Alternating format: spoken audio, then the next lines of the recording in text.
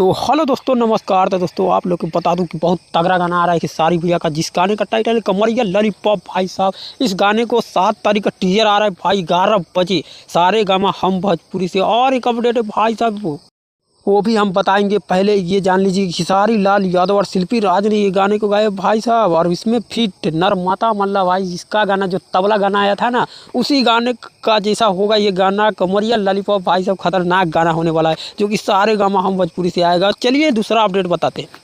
तो चलिए दोस्तों, दूसरा अपडेट ये है कि खेसारी भैया ने बोला था, और मैंने भी यूट्यूब पे बोला था वीडियो में, कि 9 तारीख का एक गाना आ रहा है जिस बोका म्यूजिक चैनल से। तो भाई उसका भी पोस्टर लॉन्च कर दिया गया है आज। तो चलिए आगे दिखाते हैं। तो चलिए दोस्तों, फाइनली आ गया इस गाने का भी पोस्टर, जो कि इस गाने का टाइटल है लटक जाइब।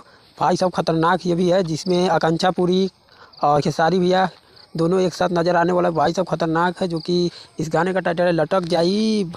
तो देखिए दोस्तों, दोनों गाना है सो तबाही मचाने वाला है। 7 और 9 के बीच में भाई साहब खतरनाक है, जो कि एक तरफ कमरिया लॉलीपॉप और एक तरफ लटक जाइब। भाई साहब खतरनाक है। तो चलिए किसी और अपडेट के साथ मिलते हैं, बाय।